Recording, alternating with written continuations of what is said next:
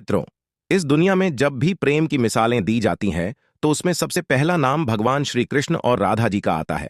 संसार को प्रेम और स्नेह का पाठ पढ़ाने वाले श्री कृष्ण का नाम हमेशा राधा के साथ ही लिया जाता है। सदियों से राधा कृष्ण के अमर प्रेम की कहानी उदाहरण के रूप में पेश की जाती है।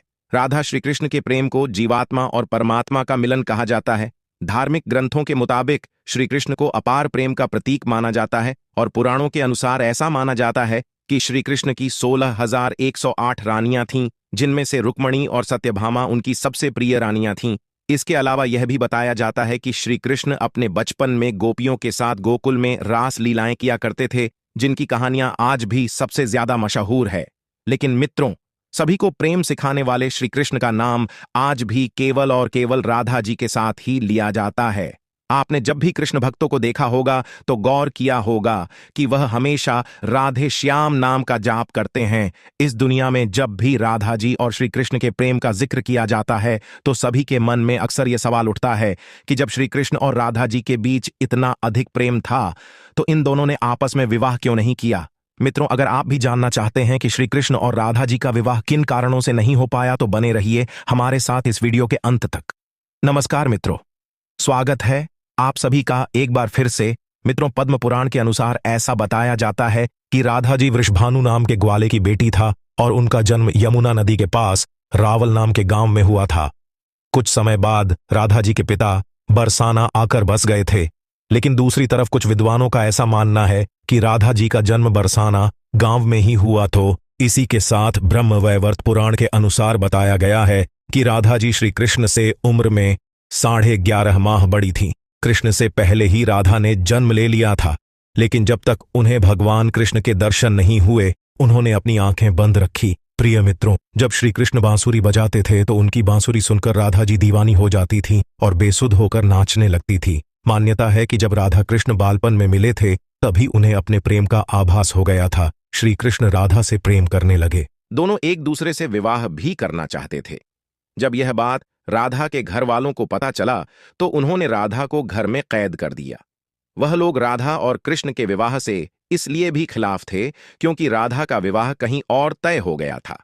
लेकिन जब श्री कृष्ण जी को यह बात पता चली कि राधा जी के घर वालों ने उनका घर से निकलना तक बंद कर दिया है तो उन्होंने यह बात यशोदा माता को बताई और वह राधा जी से विवाह करने की जिद करने लगा। लेकिन लाख कोशिश करने के बावजूद भी श्री कृष्ण माता यशोदा को नहीं मना पाए और माता यशोदा ने श्री कृष्ण को यह कहकर टाल दिया कि एक तरफ तो राधा जी उनसे उम्र में बड़ी है और दूसरी तरफ उनका विवाह भी पहले से तय हो चुका है। यशोदा माता ने जब यह बात नंद महाराज को बताई तो उन्होंने भी श्री कृष्ण को बहुत समझाया और राधा जी से विवाह न करने की सलाह दी। लेकिन इतना समझाने के बावजूद भी श्री कृष्ण राधा जी से विवाह करने की जिद नहीं छोड़ रहे थे। तब यशोदा माता और नंद महाराज श्री कृष्ण को ऋषि गर्ग घर के पास ले गए। गर्ग ऋषि ने कृष्ण को समझाया कि तुम्हारा जन्म किसी खास लक्ष्य के लिए हुआ है।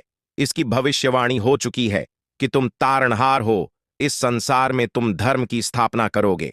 तुम्हें इस ग्वालिन से विवाह नहीं करना चाहिए। तुम्हारा एक खास लक्ष्य है। तब श्री कृष्ण कहते हैं कि मुझे नहीं बनना तारणहार। मैं तो अपनी गायों, ग्वालिनों और इन नदियों पहाड़ों के बीच ही रहकर प्रसन्न और आनंदित हूं। और यदि मुझे धर्म की स्थापना करनी है तो क्या मैं इस अधर्म के साथ शुरुआत करूं जो मुझे चाहती है और जिसे मैं प्रेम करता हूं उसे छोड़ दूं? यह तो न्याय नहीं है। गर्ग ऋषि हर तरह से समझाते हैं लेकिन श्री कृष्ण नहीं समझते हैं। तब गर्ग ऋषि उन्हें एकांत में यह रहस्य बता देते हैं कि तुम यशोदा और नंद के पुत्र नहीं बल्कि देवकी और वसुदेव के पुत्र हो और तुम्हारे माता पिता को कंस के कारागार में डाल रखा है।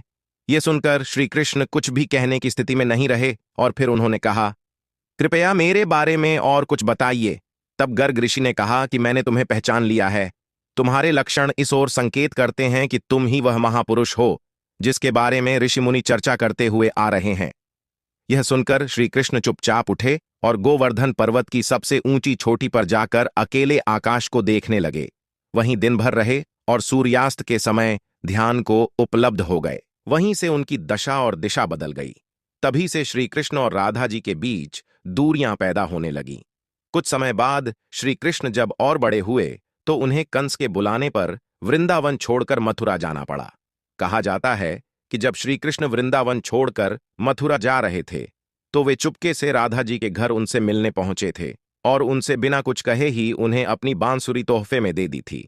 इसके कुछ समय बाद ही श्री कृष्ण अपने बड़े भाई बलराम जी के साथ वृंदावन को छोड़कर मथुरा की ओर रवाना हुए। उन्होंने राधा से वादा किया था कि वह वापस लौटेंगे, लेकिन वह कभी वापस नहीं आए और न ही राधा जी का मथुरा या द्वारका जाने का जिक्र मिलता है। श्री कृष्ण के मथुरा जाने के बाद राधा जी उनकी याद में फूट फूट कर रोया करती थी और फिर इसके बाद राधा जी ने अपने माता पिता की इच्छा अनुसार विवाह कर लिया और अपनी एक अलग दुनिया बसा ली।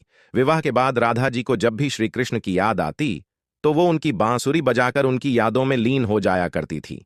एक मत यह भी है कि राधा रानी ने ही श्री कृष्ण से विवाह के लिए मना किया था। राधा यशोदा पुत्र कान्हा से प्रेम करती थी, लेकिन जब वह मथुरा गए तो राधा रानी खुद को महलों के जीवन के लिए उपयुक्त नहीं मानती थी। लोग चाहते थे कि श्री कृष्ण एक राजकुमारी से विवाह करें, इसलिए राधा ने श्री कृष्ण से विवाह न करने की ठान ली। यह भी कहा जाता है कि राधा को महसूस हो चुका था कि श्री कृष्ण भगवान का अवतार है और वह खुद को एक भक्त मानने लगी थी। राधा श्री कृष्ण की भक्ति में लीन हो चुकी थी और वह भगवान से विवाह नहीं कर सकती थी। एक कारण यह भी बताया जाता है कि श्री कृष्ण का राधा से विवाह न करना मनुष्यों को प्रेम की असली परिभाषा से परिचित कराना था। कहा जाता है कि एक बार देवी राधा ने कान्हा से पूछा कि वह उनसे विवाह क्यों नहीं करना चाहते। इस पर श्री कृष्ण ने कहा कि कोई अपनी आत्मा से विवाह करता है भला। कृष्ण राधा को खुद से अलग नहीं बल्कि अपना ही अस्तित्व मानते थे। वह मनुष्यों को यह सीख देना चाहते थे कि प्रेम भौतिक संबंध नहीं बल्कि आध्यात्मिक प्रकृति है। प्रेम और विवाह एक दूसरे से अलग नहीं है।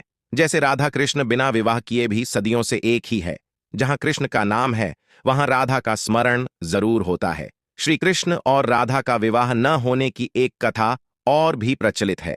ब्रह्मवैवर्त पुराण के अनुसार श्री कृष्ण की प्रिय राधा उनके साथ गोलोक में वास करती थी। एक बार राधा जी श्री कृष्ण का इंतजार कर रही थी। काफी देर इंतजार करने के बाद जब श्री कृष्ण वहां पर नहीं आए तो राधा जी क्रोधित हो गई और वहां श्री कृष्ण को खोजने निकल पड़ी। तभी रास्ते में उन्हें श्रीदाम मिले। उन्होंने श्रीदाम से कृष्ण का पता पूछा तो श्रीदाम ने राधा जी को क्रोधित देखकर उनसे झूठ बोल दिया कि श्री कृष्ण तो आप ही मिलने गए हुए हैं। लेकिन जब आगे चलकर राधा जी ने देखा कि श्री कृष्ण एक ग्वालिन गिरजा के साथ फल खा रहे हैं, अपने प्राणों से भी प्रिय श्री कृष्ण को किसी अन्य स्त्री के साथ फल खाते हुए देखकर राधा रानी से रहा नहीं गया और उन्होंने गिरजा को श्राप दे दिया कि वह इस गोलोक में और समस्त भूलोक पर नदी का प्रवाह बनकर कर बहती रहेगी।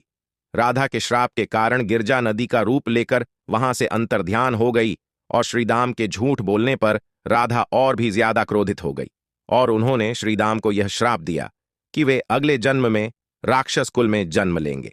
तब इसके जवाब में श्रीदाम ने राधा को पृथ्वी लोक पर मानव रूप में जन्म लेने का श्राप दिया। साथ ही श्रीदामा ने राधा को यह श्राप भी दिया कि मानव रूप में वह सदा अपने प्राण प्रिय श्री कृष्ण को पाने के लिए तरसेंगे। अगले जन्म में इसी श्राप के कारण श्रीदाम नामक असुर बना और वहीं श्राप के कारण राधा रानी को वृषभानु की पुत्री के रूप में जन्म लेना पड़ा। पृथ्वीलोक पर जन्म लेने के कुछ समय बाद राधा रानी के जीवन पर पूर्व जन्म में मिले श्राप का असर पड़ना शुरू हो गया। रास लीला समाप्त कर श्री कृष्ण को कंस से युद्ध के लिए वृंदावन जाना पड़ा और यहीं से राधा और श्री कृष्ण के वियोग की शुरुआत हुई। श्री कृष्ण के जाने के बाद राधा का विवाह किसी और से हो गया और वे सदा के लिए श्री कृष्ण के प्रेम से दूर हो गई। राधा के बारे में कहा जाता है कि वे अपने पति के पास अपनी छाया स्थापित कर वापस वैकुंठ लौट गई। तो मित्रों, ये है राधा कृष्ण के विवाह की सच्चाई। अगर आपको यह वीडियो पसंद आया हो तो वीडियो को लाइक एंड शेयर जरूर करें।